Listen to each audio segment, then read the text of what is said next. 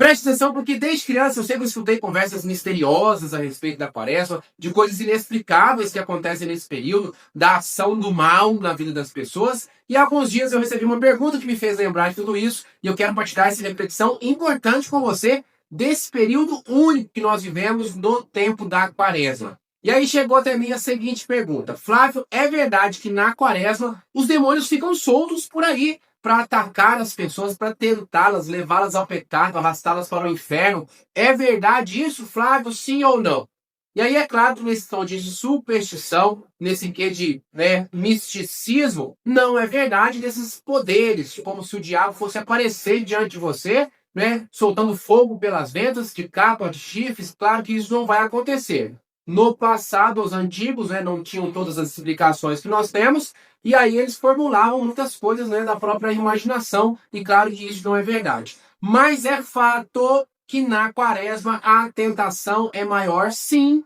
É fato que na quaresma as batalhas espirituais se intensificam, sim. É fato que na quaresma nós precisamos vigiar mais, porque este tempo não é um tempo qualquer. E eu quero que você preste bastante atenção para entender o que é que eu estou explicando. A igreja, meu irmão e minha irmã, não celebra, em tudo o que ela faz, não celebra lembrança. Porque lembrança é algo que aconteceu e ficou lá no passado. Eu apenas me lembro e, quem sabe, revivo de alguma forma, mas não acontece aqui de fato. A igreja não celebra isso. Em tudo que ela faz, ela celebra memória, que é totalmente diferente. Na linguagem teológica, memória é trazer para o momento presente o mesmo acontecimento original. E aí, para você entender, muito fácil. A Santa Missa, por exemplo. A Santa Missa não é uma lembrança do sacrifício de Jesus. É a presentificação do mesmo sacrifício de Cristo na cruz em cada Santa Missa. O Natal, por exemplo. Natal não é o aniversário de Jesus, por isso que é errado, inclusive, cantar parabéns para você. Não é a lembrança de algo que aconteceu e ficou lá há 2025 anos atrás. É o nascimento de Jesus, o acontecimento original que se torna presente. Por isso, inclusive, que na liturgia do Natal, a igreja proclama a leitura de Lucas. Hoje nasceu para vós um Salvador, que é o Cristo Senhor. É hoje. E aí, desses dois exemplos, todo o resto. Tudo que a igreja faz não é teatro. Na igreja não existe faz de conta. Ah, vamos fazer uma encenação aqui da última ceia de Jesus, como se ele estivesse na cruz se entregando por nós, como se hoje no Natal fosse o nascimento de Jesus, como se na Páscoa fosse a ressurreição de Cristo, a vitória sobre o pecado e a morte. Não existe faz de conta na igreja, não existe teatro. É fato aquilo que acontece, é o mesmo evento original. É isso que a igreja celebra. E claro, a igreja celebra conduzida pelo Espírito Santo. É o Espírito Santo que conduz a igreja, e pelas ordens do Espírito Santo que arquiteta todas as coisas, que organiza todas as coisas, toda a nossa caminhada em vista da nossa salvação. É o Espírito Santo que dispõe os acontecimentos para a nossa caminhada, para a nossa salvação. E na quaresma não é diferente. Quaresma, repito, não é faz de conta. Quaresma é aquilo que acontece. E aí, olha só, a quaresma, claro, faz referência à travessia ou à estadia do povo hebreu no deserto, os 40 anos, se arrependendo dos seus pecados, num tempo de purificação, de mudança de vida, um tempo de morte, porque aquele povo se revoltou contra Deus. O próprio Senhor disse: nenhum de vocês entrará na terra prometida, com a exceção de alguns poucos, Josué, Caleb, etc., que perseveraram na fé, mas toda essa geração perversa morrerá no deserto. E faz referência também aos 40 dias que Cristo, nosso Senhor, esteve no deserto, em jejum, penitência, oração, e sendo tentado pelo demônio.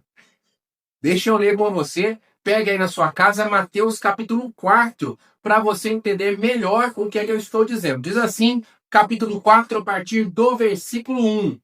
Em seguida, Jesus foi conduzido pelo Espírito, o Espírito Santo. Quem conduziu Jesus foi o Espírito Santo. Em seguida, Jesus foi conduzido pelo Espírito ao deserto para ser tentado pelo demônio. Mateus capítulo 4, versículo 1. Olha só que impactante, que impressionante, que forte. Este único versículo que eu li com você. O Espírito Santo, e obviamente o Espírito Santo que é Deus não erra, ele conduziu Jesus para o deserto com uma finalidade, para ser tentado pelo demônio. Aí você pensa, meu Deus do céu, o que é isso?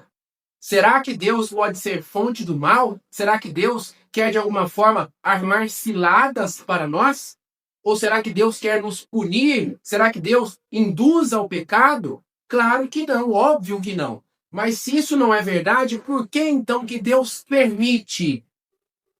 Por que é que Deus permite a tentação? A resposta da igreja é: não sabemos. A resposta da igreja, que está no número 311 do Catecismo da Igreja Católica, não sabemos exatamente por que Deus permite a tentação, que o demônio venha nos induzir, sugestionar ao pecado, mas sabemos muito bem, como está no Catecismo, eu vou ler por você, e está também na Palavra de Deus, em Romanos 8, 28. Tudo concorre para o bem dos que amam a Deus, até mesmo as coisas aparentemente ruins, concorre para o bem dos que amam a Deus, e ponto final, tudo é tudo. Deixa eu ler para você entender melhor o que é que eu estou explicando. Diz assim, número 311 do Catecismo da Igreja Católica. Os anjos e os homens, criaturas inteligentes e livres, devem caminhar para o seu destino último por opção livre e amor preferencial. Podem, no entanto, desviar-se e, de fato, pecaram. Foi assim que o mal moral entrou no mundo, incomensuravelmente mais grave do que o mal físico. Deus não é, de modo algum, nem direta nem indiretamente a causa do mal moral. Todavia, permite-o, respeitando a liberdade de sua criatura, e misteriosamente sabe auferir dele o bem. Pois o Deus Todo-Poderoso, por ser soberanamente bom, nunca deixaria que qualquer mal existisse em suas obras, se não fosse bastante poderoso e bom para fazer resultar o bem do próprio mal. Então, olha só que espetacular essa explicação do número 311 do Catecismo da Igreja Católica. Deus jamais, nem direta nem indiretamente, é fonte do mal. Deus não nos tenta jamais, nem jamais nos induz ao pecado. Ponto final. Mas Deus nos conduz na liberdade. Liberdade de escolha. Por quê? Porque a nossa caminhada tem que ser feita no amor voluntário, no amor gratuito. E eu só consigo desenvolver a minha opção preferencial, como eu acabei de ler com você aqui. A opção livre, preferencial. Eu faço essa escolha por Deus. Não quero o pecado. Isso só é possível se eu estiver na minha liberdade e se ao mesmo tempo eu tiver opções. Porque imagine só, não é? Eu estou aqui isolado, lá no meio do Ártico, na Lua, em Marte, totalmente isolado, numa ilha desértica. Não tem qualquer coisa à minha disposição. A única coisa que tem à minha disposição é bolo de cenoura. Bolo de cenoura com cobertura de chocolate. A única coisa que tem à minha disposição naquela ilha deserta é bolo de cenoura com cobertura de chocolate. Ou eu como bolo de cenoura com cobertura de chocolate, ou eu morro de fome. Não tem outra opção. Como é então que eu posso dizer que eu amo de todo o meu coração o bolo de cenoura com cobertura de chocolate? É a única coisa que eu tenho. Eu nem sequer conheço outra coisa. Eu nasci naquela ilha deserta, nunca tive conhecimento de nada que não seja aquele bolo de cenoura com cobertura de chocolate. Então, obviamente, eu tenho que comê-lo. Até mesmo por uma questão de sobrevivência. Agora, eu tenho bolo de cenoura com cobertura de chocolate. Tenho jiló. Tenho pimenta. Tenho, esterco. Tenho fezes. Porque o pecado demônio são fezes. Comparado a Deus, que é perfeitíssimo, mas eu tenho que ter à minha disposição. E aí, obviamente, Satanás, astuto que é, ele sabe muito bem pegar essas fezes, que são pecado, e embrulhá-las num papel de presente, coloca ali um perfuminho, né, um body splash, né, assim que fala aí hoje em dia, nas fezes, e sabe vender muito bem, argumentar muito bem, e induzir as pessoas ao erro, induzir as pessoas a preferir aquele esterco no lugar de algo saborosíssimo, belíssimo, maravilhosíssimo, que é Deus. Por isso Deus permite para que nós possamos, na nossa liberdade, conhecendo as opções, dizer não, eu não quero. Apesar de toda a argumentação, apesar de toda aparência boa, não é? Porque se a gente voltar aqui em Mateus capítulo 4, o diabo prometeu para Jesus coisas aparentemente maravilhosas. Se és o Filho de Deus, ele está com fome. Jesus está com fome. Ordena que essas pedras se tornem pães. Olha que coisa maravilhosa, para você se alimentar. Nananina não. Deu errado, Satanás continuou. O demônio transportou, capítulo 5, versículo 5. Transportou a cidade santa e colocou no ponto mais alto e disse: se és filho de Deus, lança-te aqui abaixo, porque Deus vai te proteger. Tentando a Deus, Jesus diz: não, não tentarás o Senhor teu Deus. Depois Satanás, versículo 8, transporta Jesus novamente para um lugar muito alto, mostra os reinos do mundo inteiro, versículo 8. Eu te darei tudo isso, a partir do versículo 9. Se prostrando-te diante de mim me adorares. Respondeu-lhe Jesus: para trás, Satanás, pois está escrito: adorarás o Senhor teu Deus e só a ele servirás. Então o diabo, astuto que é, vem com essa tentação ainda mais forte na quaresma. A quaresma, como eu disse, não é apenas uma lembrança, não é faz de conta. Então sim, na quaresma a tentação é maior. Na quaresma as provações são maiores. Na quaresma a nossa necessidade de vigilância é maior. Não pense, meu irmão, minha irmã, que as coisas que acontecem com você são coincidência. E esse é o ponto central desse vídeo que eu fiz questão de gravar e trazer para você. Não pense que as coisas que estão acontecendo e acontecerão com você nesse período quaresmal são ou serão coincidências. Não são. Deixa eu te dar um exemplo pessoal. Quaresma está ainda no início. Estou gravando este vídeo, postando na quinta-feira, depois da quarta-feira de cinzas. Então, início aí da quaresma. Não sei quando você vai assistir este vídeo. Mas já ontem, quarta-feira, primeiro dia, eu, Flávio, e o diabo sabe muito bem disso, né? O diabo nos conhece muito bem. Não conhece o nosso coração, não sabe o que está no nosso pensamento, mas no exterior, ele é um ótimo observador. Os demônios sabem muito bem quais tipos de tentações ele vai usar com cada um. Talvez a pessoa seja avarenta, a pessoa seja vaidosa, a pessoa seja tenha tendência a pecar contra a castidade, a pessoa seja mentirosa, fofoqueira, etc, etc. Eu sou uma pessoa de um temperamento mais forte. Eu sou, digamos assim, mais explosivo. Então, é mais a minha tendência não ser tão paciente quanto eu deveria. Pela graça de Deus, e as pessoas que convivem comigo podem testemunhar, pela graça de Deus, eu tenho sido a cada dia muito mais paciente do que eu era no passado. Mas é uma luta constante. É o meu ponto fraco, meu calcanhar de Aquiles. É a falta de paciência.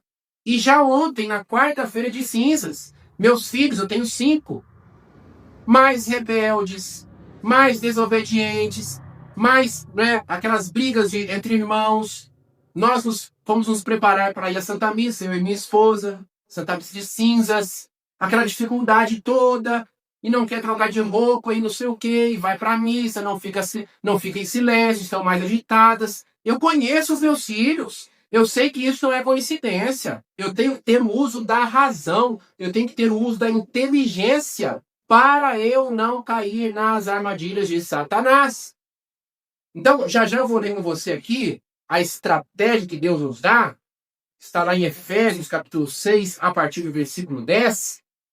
Mas nós temos que usar o nosso ser por completo nesse combate espiritual. Nós temos que usar o espiritual, a fé, temos que usar o corpo, porque o meu corpo me dá esta possibilidade, por exemplo, de ao ver meus filhos ali fazendo algo que me desagrada, eu saio de perto. Se eu sei que a minha esposa está cuidando, se eu sei que eu próprio não vou poder resolver, sai de perto. E para isso é a terceira ferramenta, a razão, a inteligência. É o meu ser humano por completo.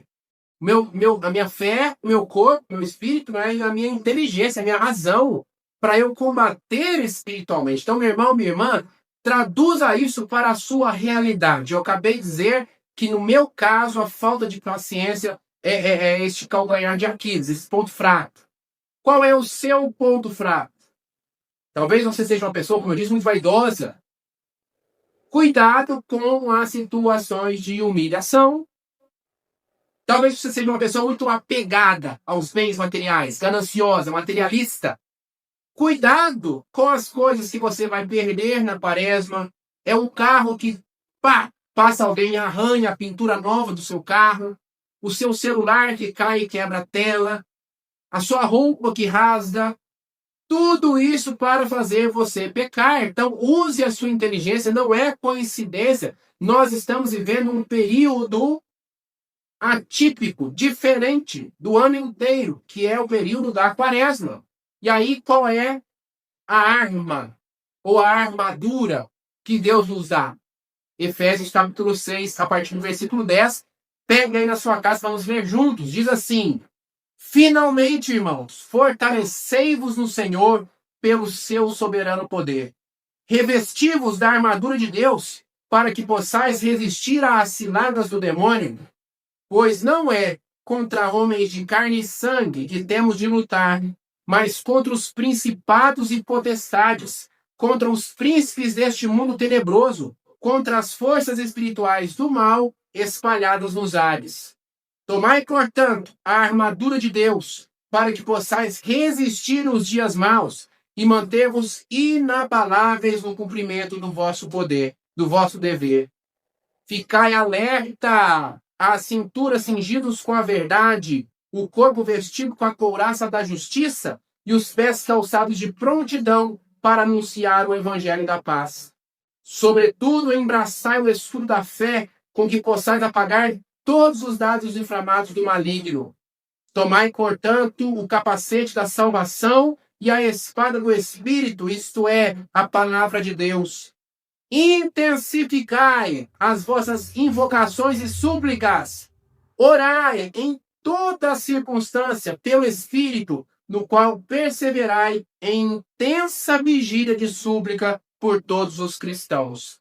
Está aí a armadura do cristão, Efésios capítulo 6, versículo 10. Para encerrar, meu irmão, minha irmã, guarde com você. Se você quiser, faça inclusive uma faixa. Faça uma faixa aí, mande imprimir um cartaz, pregue aí no espelho do banheiro, pregue na frente da televisão, na porta do guarda-roupa da sua casa. Guarde o seguinte: quaresma, sinônimo de deserto. Deserto é tempo e lugar de decisão. Escreva aí, ó. Deserto é tempo e lugar de decisão. Ou se decide por Deus, ou se decide pelo diabo. Assim como Jesus, na tentação. Ou você decide por Deus, ou você se decide pelo diabo, pelo pecado. Deserto é lugar e tempo de decisão. Não se esqueça disso. E aí vem, claro, né? Os dois lados da moeda. Se eu decido pelo pecado, eu vou colher os frutos do pecado. O salário do pecado é a morte. Mas se eu me decido por Deus, se nessa opção livre eu faço esse caminhar do amor preferencial, como eu li com você aqui, número 311 do Catecismo da Igreja Católica, pode ter certeza absoluta que no final da quaresma, ou seja, na Páscoa, você estará melhor, você estará mais convicto na fé, você será vitorioso, você receberá de Deus essa vida nova, essa graça superabundante que virá através de nosso Senhor Jesus Cristo. Então, fique firme, persevere, reze, não tenha medo. Se Cristo venceu e ele é vitorioso, eu e você também venceremos. E agora me conte aqui nos comentários, por favor, como está a sua percepção aí a respeito das provações, das tentações, melhor dizendo. Eu dei o meu exemplo. Você também já percebeu alguma mudança na quaresma, de talvez uma raiva maior, de um problema no trabalho, de um problema aí no seu casamento? Lembre-se sempre, ó, use a razão, use a inteligência. Quaresma não é hora de você pôr os pingos nos is, sabe? De você discutir a relação, de você repensar talvez aí o seu trabalho, o seu emprego, de você se apegar a essas coisas. Tenha uma caminhada de oração, deixa passar, faça a decisão com Deus. No final, tenho certeza que tudo será mais fácil, será melhor. Conta para mim nos comentários como que tá aí. O combate espiritual também já começou, sim ou não? E por favor, deixe o seu like, o seu joinha e compartilhe este vídeo, porque muitas pessoas precisam receber essa instrução. Muitas pessoas precisam receber essa luz da verdade e para isso eu conto com você. Compartilhe nos grupos de WhatsApp, Facebook, Instagram. Compartilhe porque eu tenho certeza que quem receber esse vídeo vai ficar muito feliz com você. Muito obrigado. Beijo aí, até a próxima. Fique com Deus.